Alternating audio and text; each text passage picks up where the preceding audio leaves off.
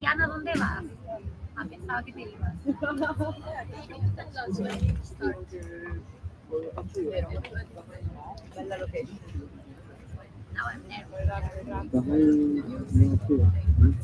Sí, sí, yo tengo todo. O sea, los requisitos que si quieres poner aquí o no.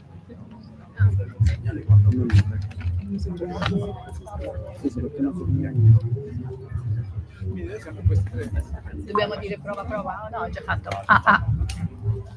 Ci siamo? Quest'anno c'è uno serio. Ma voi siete partiti? Lavoro per Fondo Salerno. Era uno scassone. A posto? Tutto bene? Va bien. Let's go.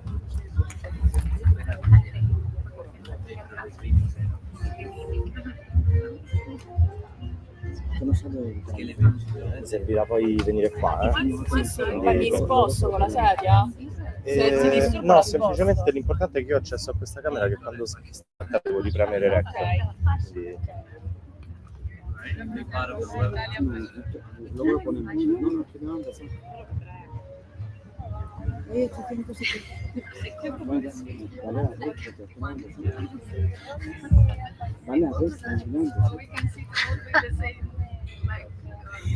have the camera in front of me. Juan Carlos, esto se avisa. A ver, pantalón. I see myself there. So I see. So sorry. No pasa nada.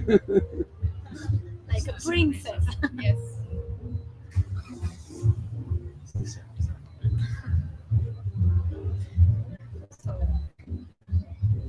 Good, yeah. So we start. Okay. So welcome everybody and welcome Ariadna and Simon to Retro Festival 2025. Such a joy to have you here.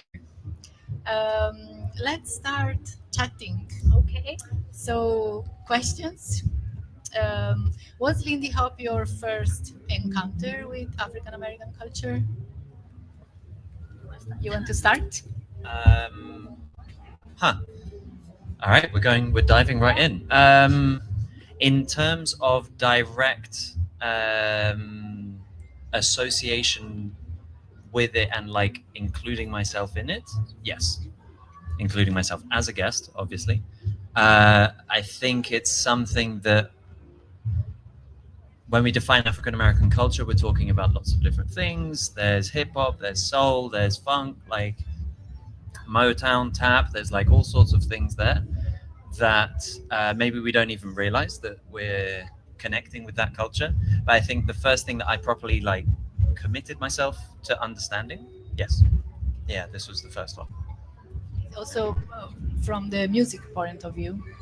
Yeah. So I grew up in a household that had a lot of Motown, which is a record label that had a lot of artists like Stevie Wonder.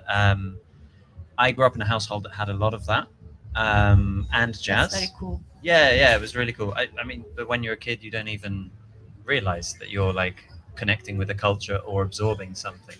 So it was just the music that was on at home.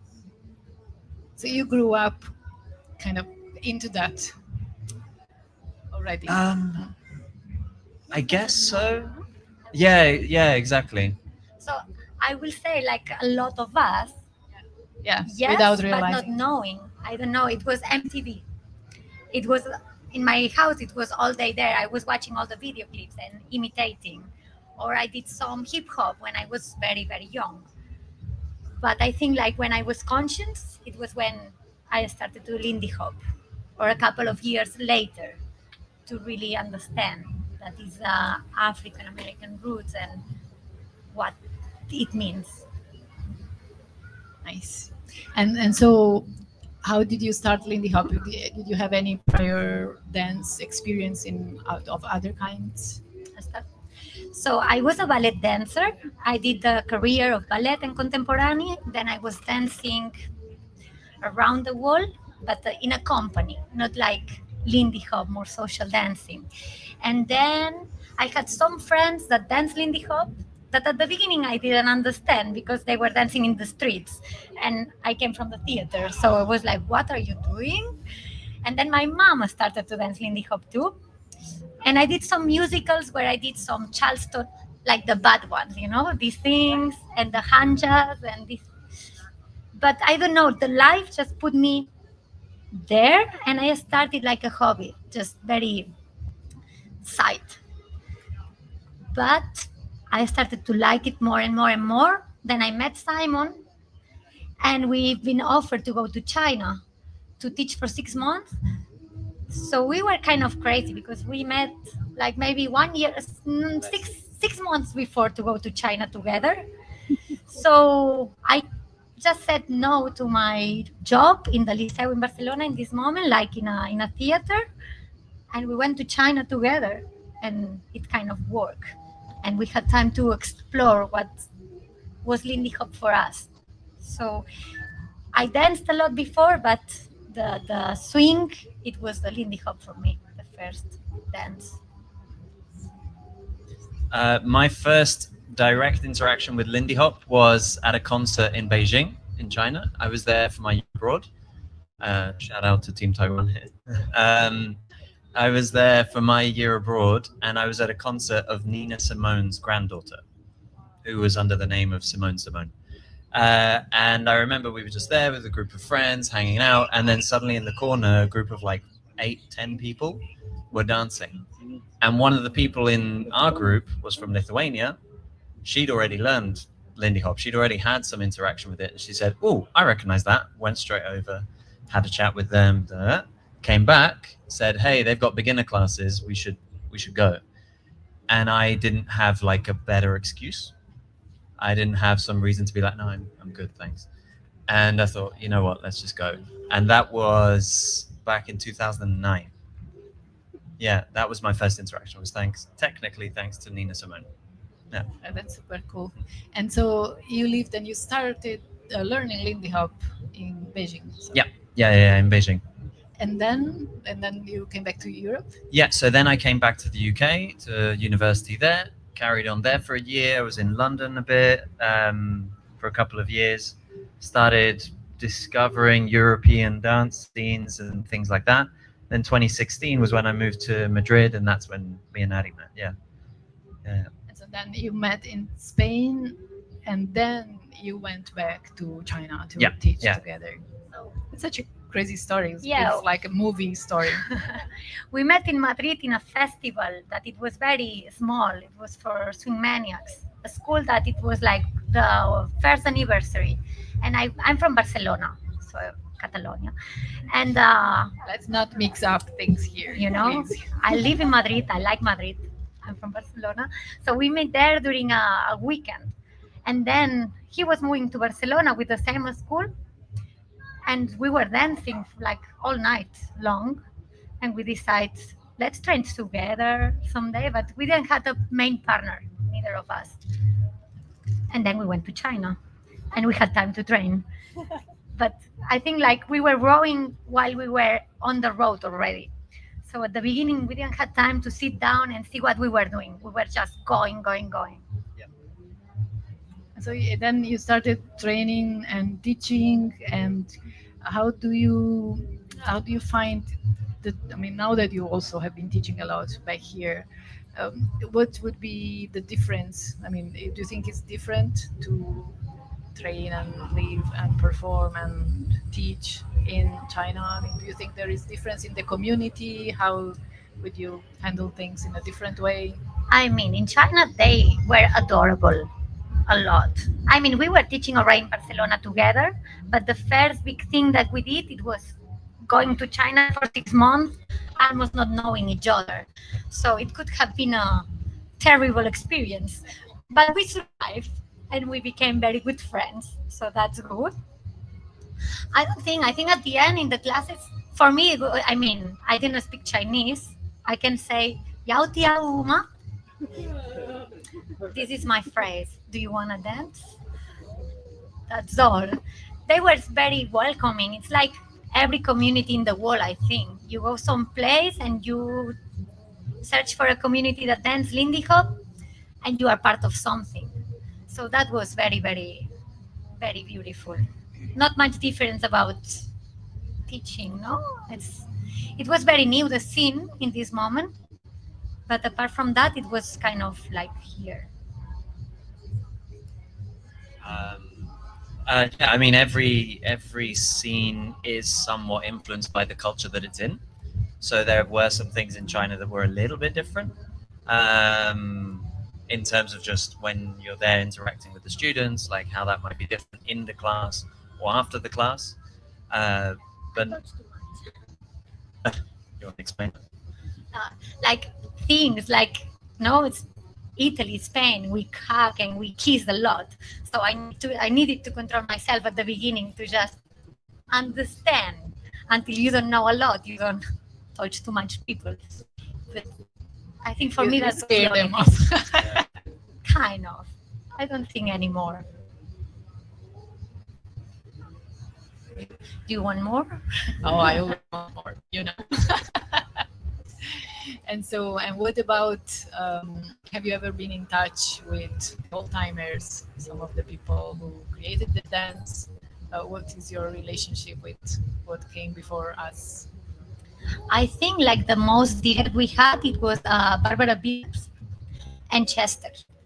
The Chester is like a life legend. It's everywhere, and he's so generous. So if you have the opportunity to be around him, make sure you ask questions. He's very generous in sharing thoughts, experience, stories, movements. You ask something like, "How do you do this?" And you can be a night with him, just trying new things and explaining how they were doing it before. And it's very inspiring. Yeah, 100% agree. The only other interaction I've had was with Norma Miller when she came to visit London. I think it was in 2014. I remember at the time she was there, she was doing a whole tour of the UK and stuff like that. And I was lucky enough to get to perform in front of her. It was a very weird experience. She was like kind of this sort of structure. She was here with some of the organizers of the scene at the time. We were performing there to her, and then there was an audience like behind us. It was a really weird thing.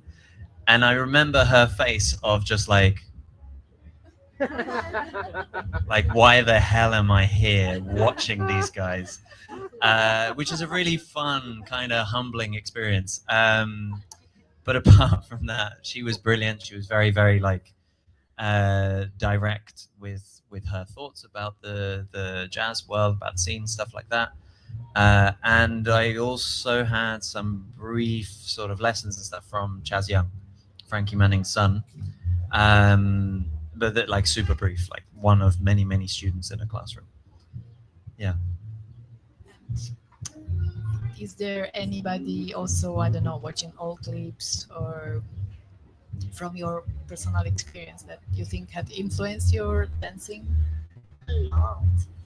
I think a lot. We watched a lot of clips. Like, I think like when I'm bored, it's what I do all the time. YouTube and keep going. All the white Lindy Hoppers, all the moonboard dancing, like all the all the social dancing. It's very interesting for me to watch performing and social dancing. It's very different because sometimes I feel like we are and I think we are too. We have more influence from the Lindy Hop that we see in the clips, but they were professional dancers, just performing, training, going crazy. But then it's very inspiring to find some clips that are just social dancing, and it's another story. And you see more the groove, that not caring about the shapes, and a lot of values that I think like sometimes we put in our community now because we didn't understood that from old timers, that this is a social dance. And I think like we have been influenced for both sides, right? But all the white Lindy Hoppers are amazing. I mean, I could watch it over and over. You too? Me too. Yeah, I also really love John Bubbles. I really love John Bubbles, like a lot of the tap dancers in general. there's a really cool clip of Jump Bubbles with Jenny Lagon, who was another famous tap dancer of the time. We watched that a lot, like about a year or two ago, just on loop, just because it's so beautiful. But yeah, loads of dancers. I think the more you watch them, and the more you watch these videos again and again and again, you'll find more things. Yeah, and you find details and Yeah. some, I don't know, the way of body language and the way they groove, the way they interact together. For us, I think like during the pandemic, it was not fun times, but it gave us a break. So suddenly we didn't have to be in the road all the time and teaching and creating. And so we had time to be in the sofa, just watching things and trying to understand what was going on. Plus, all the Black Lives Matter started to explode. So everything together combined, it makes us being more conscious about what we are doing, why we are doing this. So what is this dance really? It's not just doing rock steps and feeling good. You know, at the roots for us, I think like we started to put it in our dance when we had time to stop, to read a lot, to study more. And then we were trying to learn some old clips, but not because the shape or for performing and being about us. If not in our home, just thinking, oh, okay, if we care about the rhythm, this makes more sense. If we care about the rhythm, this music match what we are doing. Things like maybe before it was more like swing, music, dance. No, maybe it was more disassociated. But I think like now we are still working on it. But we understood more what it was a swing, not just the Lindy Hop.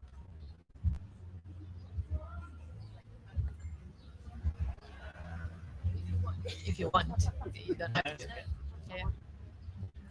Yeah, I think there's a lot to be said for taking a moment to just stop and absorb information, especially if you're teaching, or especially if you're trying to get more interested in this dance.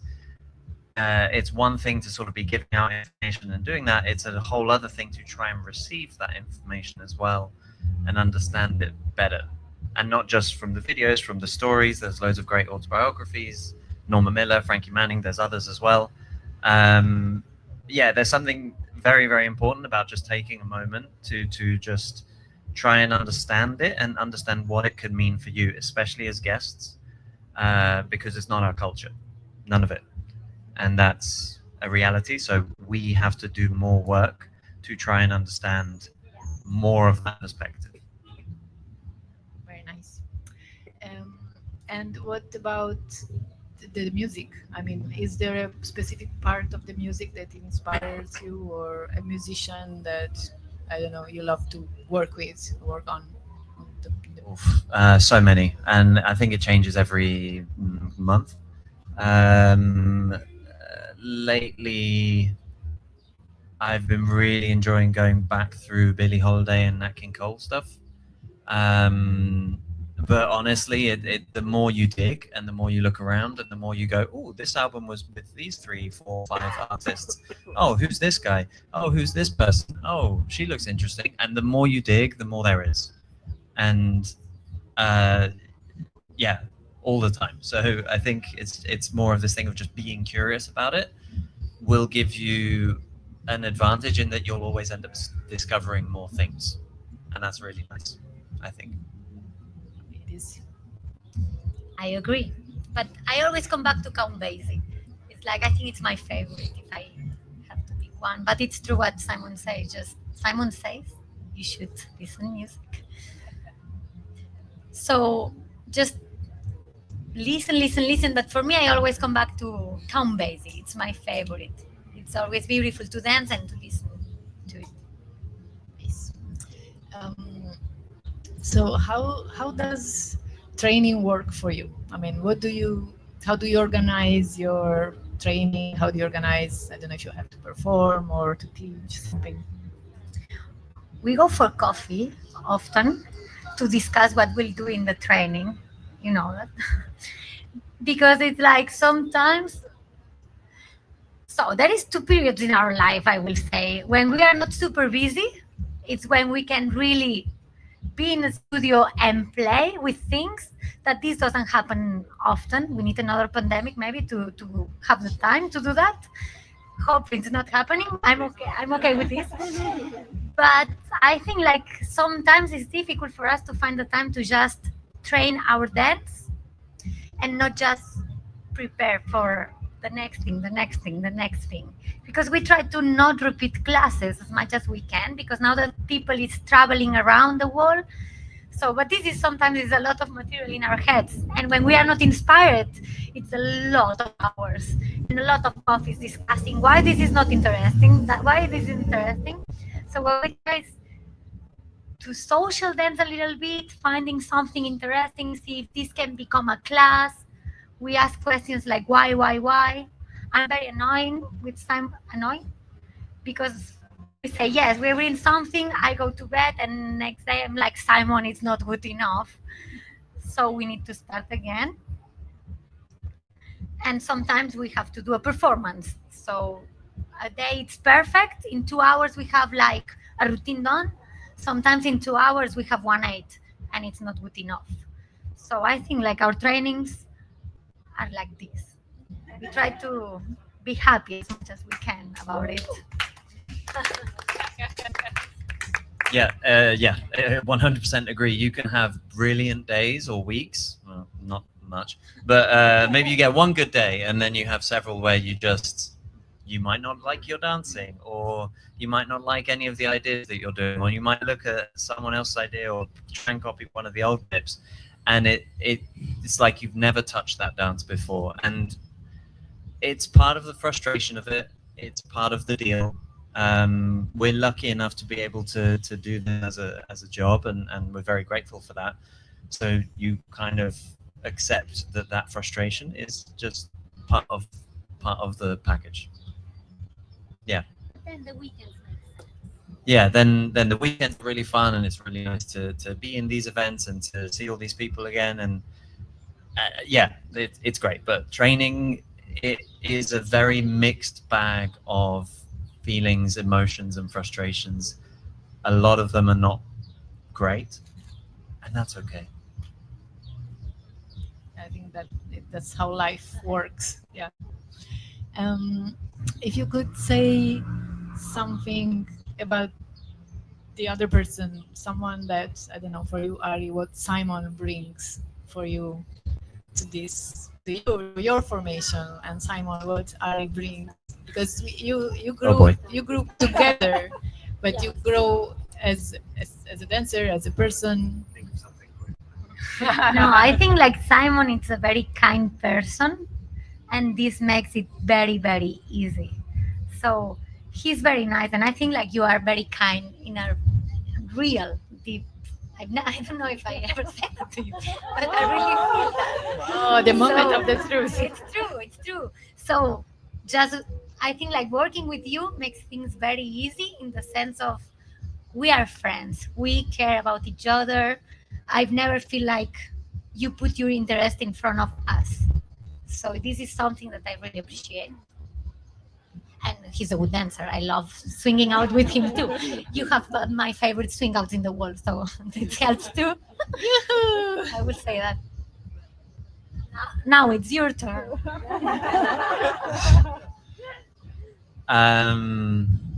Where to start? I know I wouldn't necessarily have. I know I would not have made it this far if it had not been for the partnership with Ali, and that's for a lot of reasons.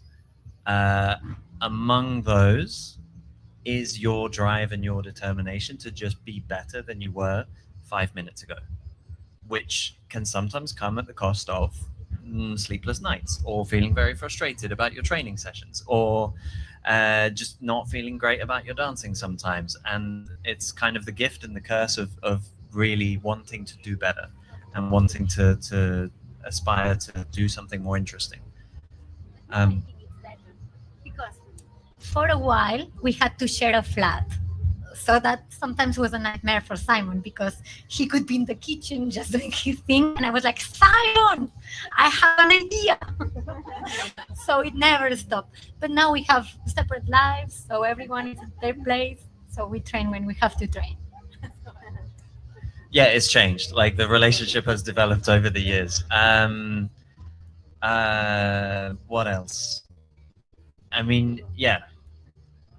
I think in terms of the partnership and the work side, it would be that. In terms of everything else, which I think is really just as valuable, because when you commit to doing this kind of work, it's a lot of traveling, it's a lot of tiring moments, maybe moments where you just are a bit overwhelmed or whatever. You're, how do I put this? You're able to look at the things and look at the really nice stuff, and you're able to make it fun or funny or silly or whatever. And it then means that when you're like waiting around in an airport and you're there for 6 hours waiting for the next transfer or whatever, it makes it, yeah, exactly. We do stupid videos or whatever. So it's the fact that we're able to hang out and just enjoy each other's company outside of just dance training.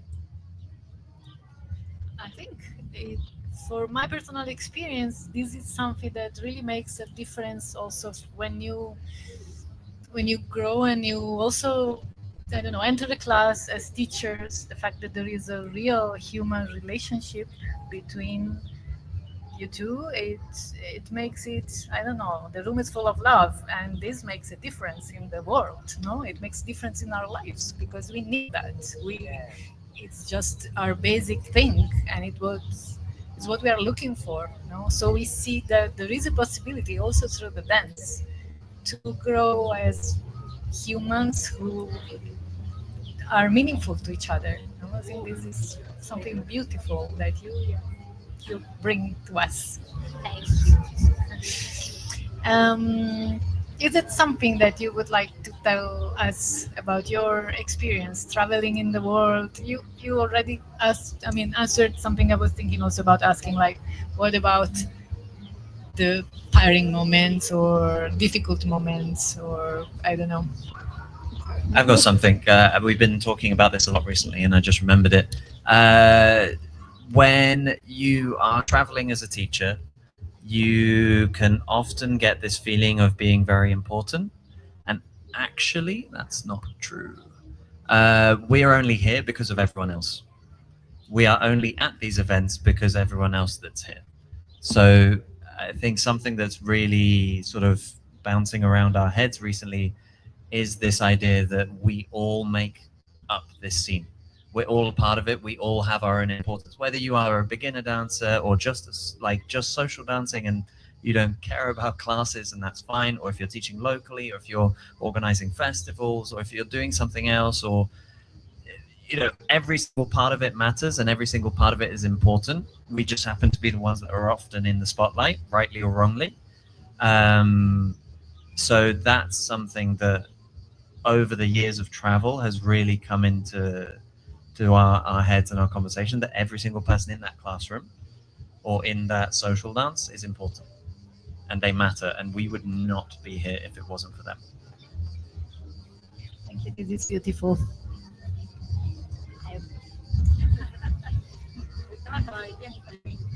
I think that the scene is evolving to a better place. Like, I feel like 10 years ago, maybe it was more hierarchic. Now I feel it's more horizontal, and I really like it, and I think it's necessary. It's like, let's share this space all together. That's all. Without levels. And I will ask you something I also asked Alice yesterday. If you had to recommend something to newcomers in this world, what would you say to someone who is entering the space of the Lindy Hop community? I will say enjoy, be interested in the culture, because this will make the difference in a couple of years for everyone, and just live it as much as you can, because sometimes I feel like because we are worried about being better, we forget the moment of joy, of sharing, of we are here, there's the beach there, another weekend there's Christmas market, I don't know, it's so cool to have the possibility to live this life, especially if you can travel. This means like we have some privileges too. Enjoy it and share, be nice, and study a little bit. the culture of this dance.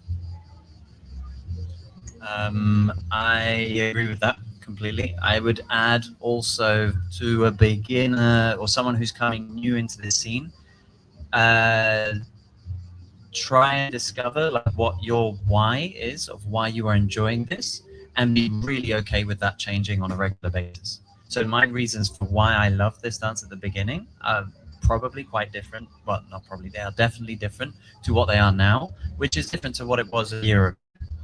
So I think having more of an awareness of your reasons for sticking around in this scene, for going to social dancing, for sweating on a dance floor with other people could be different every single time, and that's quite cool. And sometimes they will be to do with the culture, sometimes they'll be more to do with the music, sometimes it's more of a community-based thing. Yeah, that's sort of what I'd say, is always come back to your why of why you are doing this. So, shall we see if someone wants to ask something? Be kind, people. Be nice. Yeah. Ciao, Stefano. Let's see if it's long enough. And several questions popped into my mind, but I will try to summarize it. No. Just, Interview part I will 2. try to be. I will try to be short.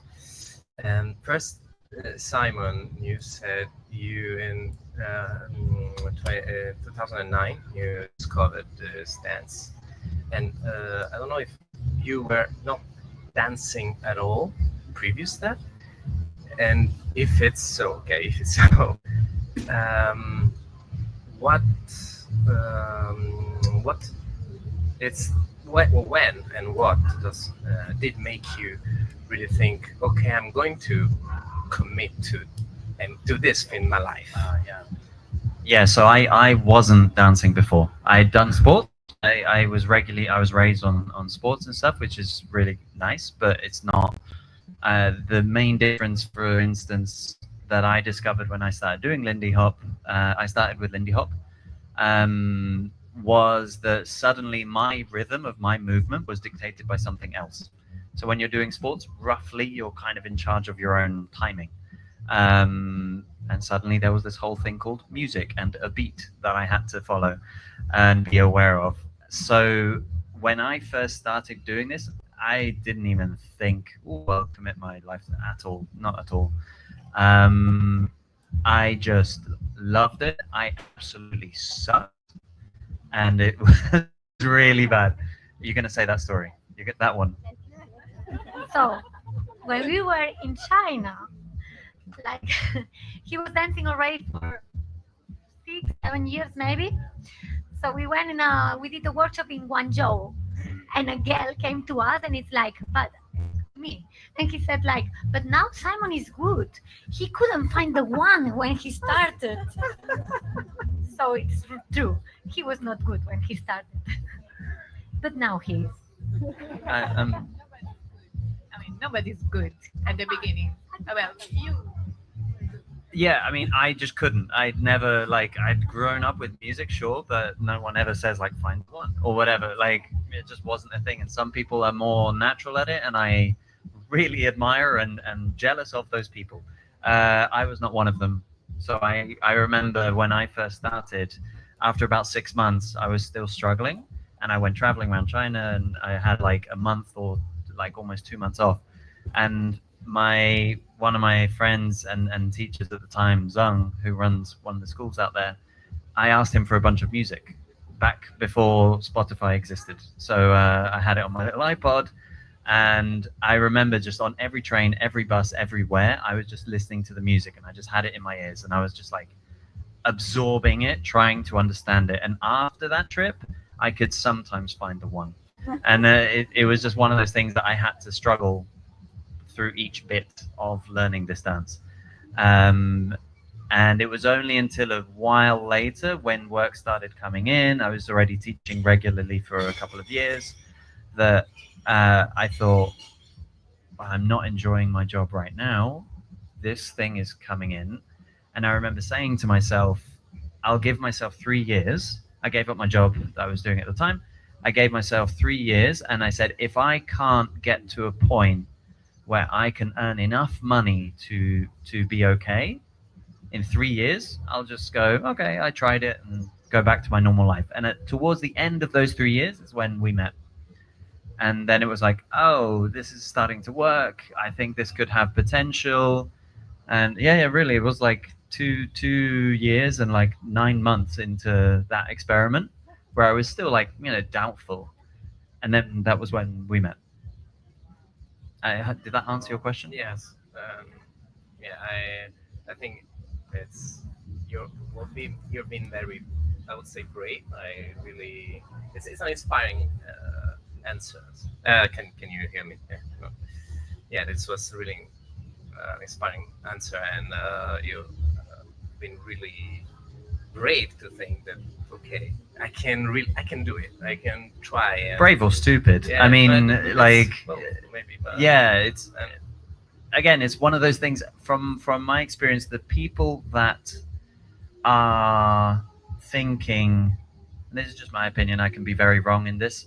The people that go in with like, I want to be a dance teacher, you're not going to last long, because that's not the exciting thing. The exciting thing is I get to train my dance every day. I get to listen to this music all the time. I get to figure out different ways of sharing this thing that I love with other people. It's not I get to be a teacher. In my experience, like if you go to being a teacher or international teacher, whatever that might mean for you, if that is the important thing, you won't enjoy it. okay, you already answered to a second question. Like, what suggestion you would give to someone who it's kind of thinking to, but okay, Do it for you. answered. Do it for me. I would love to hear what you think. I would say do it for you. Do not do it for the name of international teaching, because there are so many moments that are just not fun. There are. I hate to be a pessimist about it, but the beautiful things completely outweigh the difficult parts. But you have to live through all those difficult parts. And so if you're doing it just for a particular status of a title or a respect that you might get in the scene, like that will not sustain you, in my opinion. I don't know if you have anything. I don't know. I don't want to monopolize the area, but just to Aria. I mean, we can go for a coffee too, I would just give just one question to Aria, and then I'm done. But so at the opposite, you have already been dancing. It's in your life when you were, I suppose, when you were a kid. So, and it's very far from my perception of the dance, because I discovered this dance when I was already like 25 years old, something like that. But in your case, how much do you think the other dance experience have helped you, or it's something that it's really be a base for what you're doing now? I think it helped a lot because all that I did in my life is dancing. My degree was about dance. My studies were dancing. So I never had another kind of life. And I think like for the Lindy Hop, it gave me the perspective of, oh, I can dance and I don't need a stage or being part of a company or signing a contract. Now it's on me.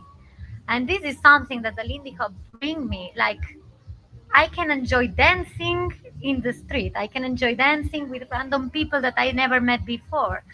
And that before, for me, it was not possible. I wish that now I could go back, going to the theater again, and dance knowing that the dance is not just a degree or a very strict thing. I could have had more joy. I think like the Lindy Hop helped me to understand the meaning of the movement through the music and not just dancing because it's my job. I think. Thank you. You're welcome. I'm done. If you Would you come to this side because the table is not so long? Thanks. So I will be gentle. So, what was the best feedback or advice that you received and improved your dancing and or teaching the most?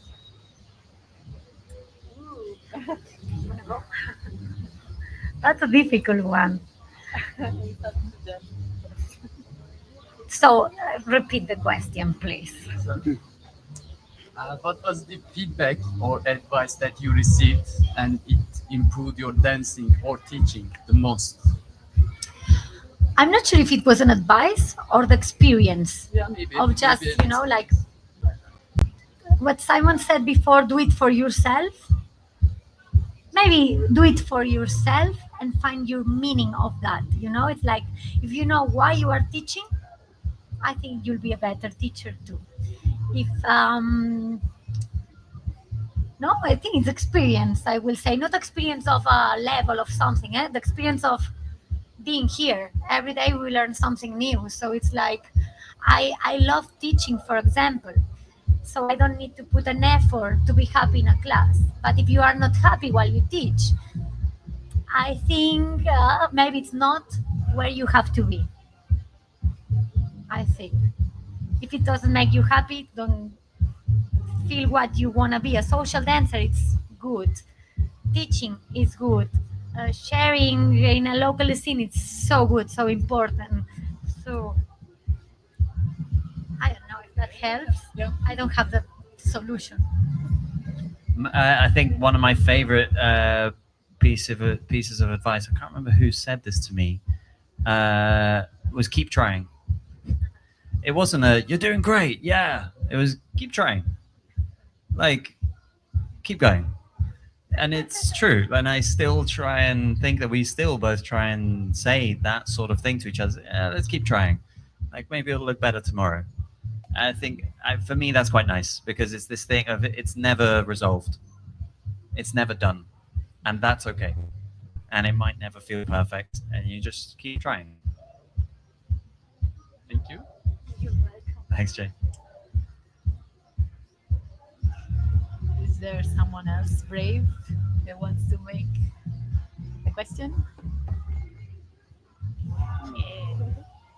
Hi, Serpil. Hello. Welcome. So life has ups and downs. So like it is your profession. So how do you motivate yourself when the life is down? Like because you have to keep going, right? So like maybe the like first steps that you always do. Like this is the most motivating step for me, and I will do this so that it makes me feel better, and I will continue from there. Should we go first? Okay. Thank you for the easy questions, everyone. This is really nice. There's a really cool clip of, I can't remember what guru, who says sometimes days goes really badly. You know what you should do? Give up.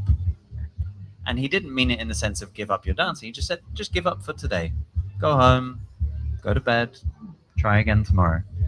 And I think so I want to answer with like two bits. One is like be okay that sometimes you're going to have a shit day, and sometimes it's just not going to feel good. Like we both go through periods of weeks, months, even years where you just don't feel good about your dancing. You just might not feel good about your dancing, and that's fine. It's kind of part of the process. So being okay with just accepting that sometimes it won't feel nice.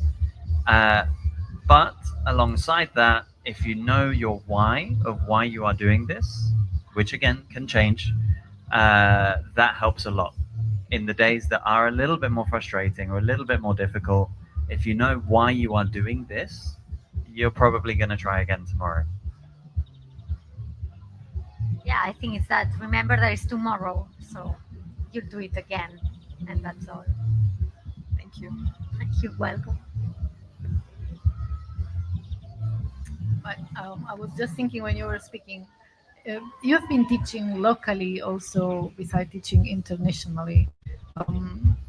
How does this change the relationship with how you have with the people?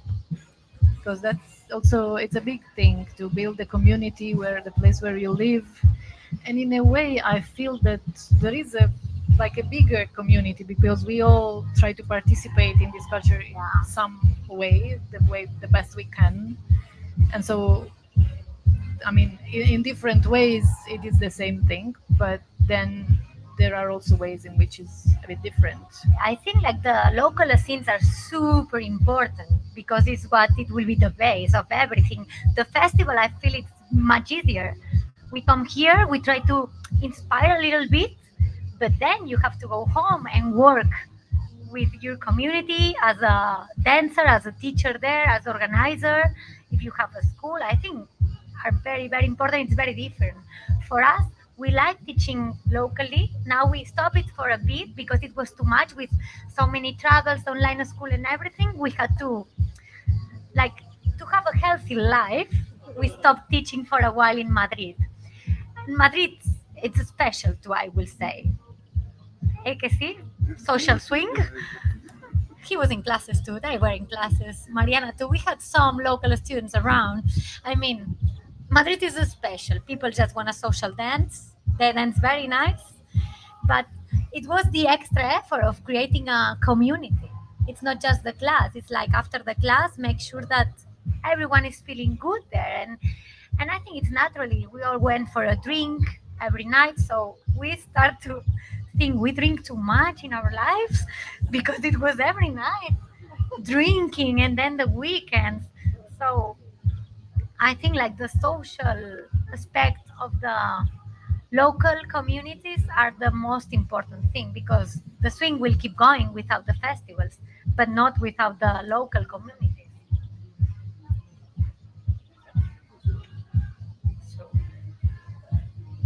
So yeah, that's all. So everybody, let's always keep in mind also that we have to somehow take care of each other, no? Also because in place where we live, it's also on us to keep this thing going, to keep it alive, and so that we can also meet in big festivals. But then there is, it's for me, it's really now.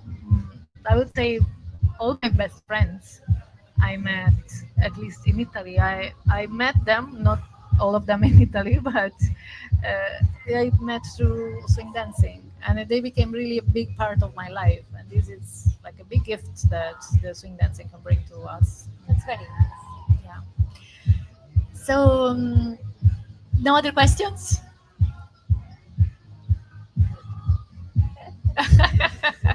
maybe. I I'll mean, take a coffee, maybe. okay.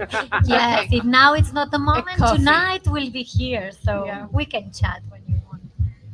Anybody, anything else you would like to share before we say goodbye? No, I think like thank you very much for being here, first of all, Yeah. because thank you for being Thank so kind, you you. too. Thank you You for were coming. very- Really. It was very nice to know that you were doing the interview.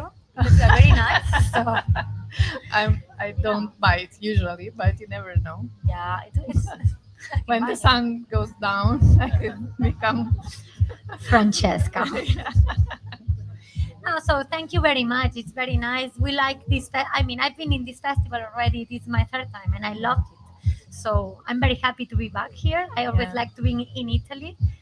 People is very kind and funny. I like it. So And we are very grateful to have you. It's really nice to have you ever teaching and chatting and on the dance floor. It's really a big inspiration. Thank you. Grazie. Thank you, everybody. Thank you, everyone. Shesheo. My Chinese again. Sheshe. Shesheo. Taipei.